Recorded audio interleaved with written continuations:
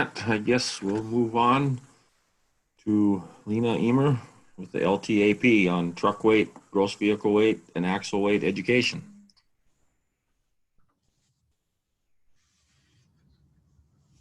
All right. Can everyone hear me okay? Yes. Yep. Okay, perfect. Brent, did you have the opportunity to upload the PowerPoint? I know you said you did. Did you want me to bring mine up, or what works for you?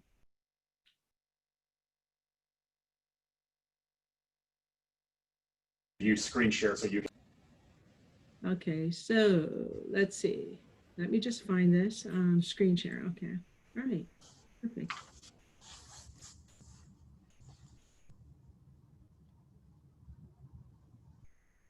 There we can see it. Yep, you can see it. All right, perfect. Thank you, Janet. All right, well, my name is Leanna Emmer, and I am with North Dakota LTAP, Upper Great Plains Transportation Institute, NDSU. And I want to start out by thanking WDEA and LoadPass for inviting me to speak today on truck weights, more specifically gross vehicle weights and axle weights. And basically, more specifically, gross vehicle weights to axle weights.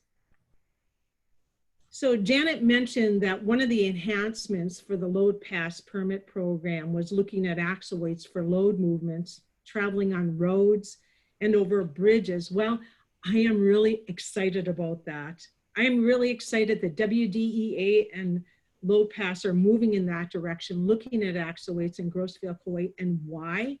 Because it's primarily the axle weights that impact the infrastructure. And so targeting axle weights, configurations, and distance between axles gives us a greater focus on how it's actually impacting the infrastructure.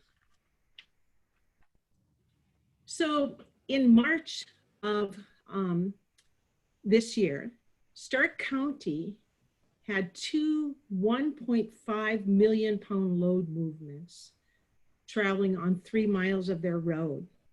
These vehicles were on 56 axles, or these loads, I should say, were on 56 axles. And it's a lot of weight. You have an overall width of 26 feet, which means that the outside track width of these axles was on the very outer width of that road. And the overall length of these loads on these self-propelled trailers was at 210 feet. Keep that in mind. So with that all being said, this load is equivalent to 19 18-wheelers traveling on the roadway system. Imagine that, one big load, 19 18-wheelers going down the road. 19 18-wheelers are equivalent to 1,425 feet, which is a little over a quarter of a mile. If it's the axle weights, it is the axle weights that shorten the lifespan of the road. So when you have 19 18-wheelers going down the road, that weight is distributed across over a quarter of a mile, as opposed to one big load at 210 feet.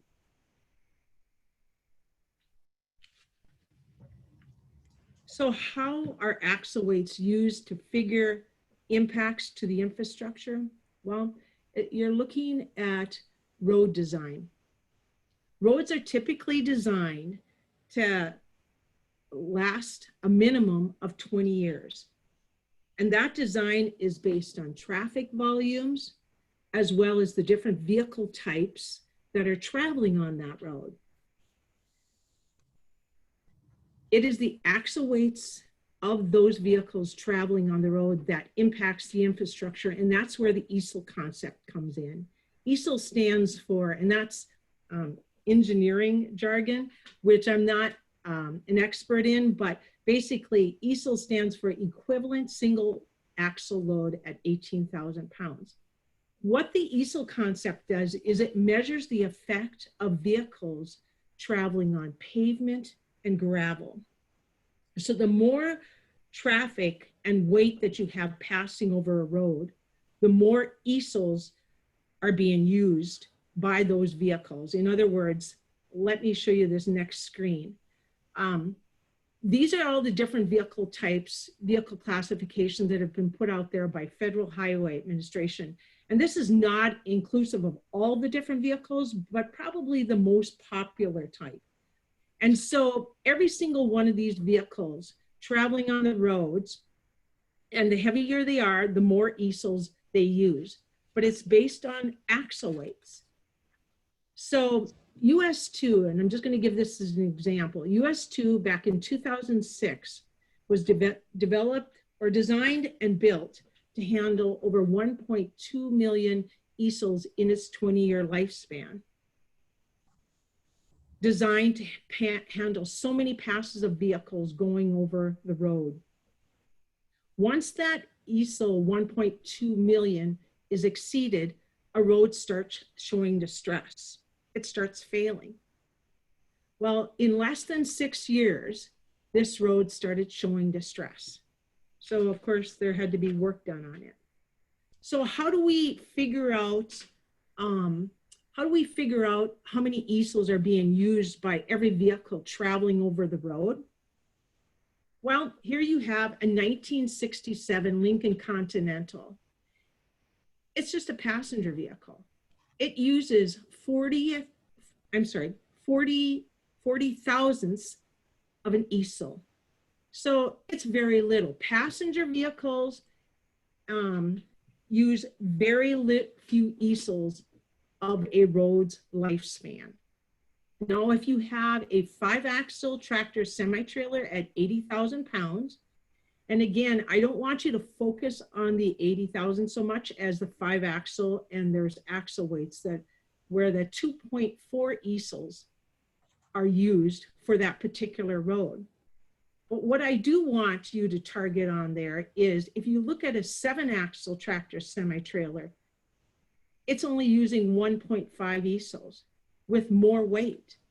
So in other words, the impact to the infrastructure is significantly less than that of a 5-axle tractor semi-trailer, which is the most popular vehicle traveling out on the road as far as hauling commodity. The other thing I want to point out on this particular screen is that the 5-axle at 90,000 pounds, actually the impact to the infrastructure is almost doubled. And that's only a 10,000 pound increase, but it does impact so it's shortening the lifespan of that road by almost double the impact based on a mere 10,000 pounds. So just to show you, this next screen here shows you how easels are equated. It's not based on the gross vehicle weight, it's based on the axle weights. So if you have a triple axle at 48,000 pounds, it's using a little over 1 easel. A tandem axle is using a little over 1 easel. And that steering axle at 12,000 pounds is it's only 1/10 of an easel. So how many easels is this 6-axle at 12, 34, and 48 using? It's actually using 2.3 easels of a road's life.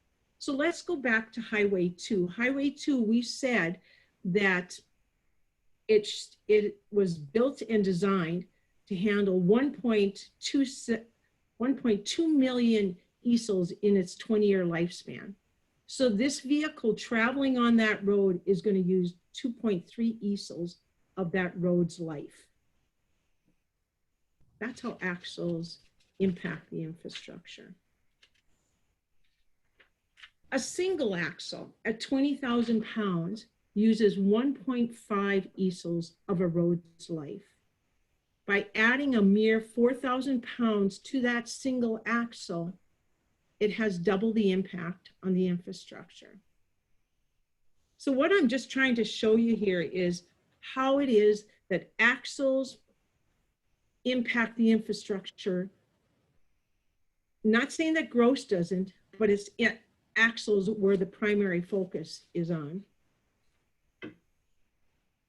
So not only are axle weights and distance between axles used for analyzing the impacts to the road, gravel, and pavement, but these are also factors used when determining if these loads can pass over structures, the bridges that Janet mentioned. So these 1.5 million pound loads that were traveling on the 3 miles of Stark County Road also had to pass over this structure.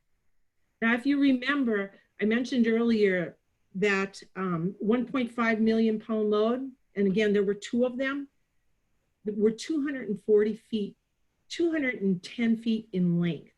This particular structure is 140 feet in length. So what's that mean? Well, that means that that load, a good portion of that load was on that structure at any point in time. I mentioned that axles and axle weights play a part on when these loads are passing over these structures. Well, what is looked at when doing analysis with those axle weights and the distance between those axles is the impact that it has on these beams right here. So what may happen is when the analysis is done, if it fails, they have to go back to the drawing board and come up with a different axle configuration, or probably increase the distance between axles, or probably increase the number of axles when traveling over this structure, so that the weight distribution, so that the bridge is capable of carrying that weight, and the weight distribution will work for this structure. For that particular 1.5 million pound load, the company had to actually submit 3 different analyses, 3 different axle configurations before the permit could be issued for these loads. So again, it's axle weights, it's distance between axles, it's placement of those axles on that structure over those beams at any point in time. And that's all taken into consideration when doing analysis for these load movements. This is the surface of that particular structure. So roads and bridges are designed looking at traffic, vehicle types, the easel concept, where you're looking at axles, axle weights, and distance between axles. Enhancing the load pass permit program with a focus on axle weights is a win-win-win for government entities, tribal, counties, cities, townships. It's also a win for load pass, for WDEA, and for the motor carriers out there. So that is why I am really excited that load pass and WDEA are moving in the right direction as far as focusing on axles and axle weight distribution when issuing permits. Does anyone have any questions? All right, well, thank you for your time.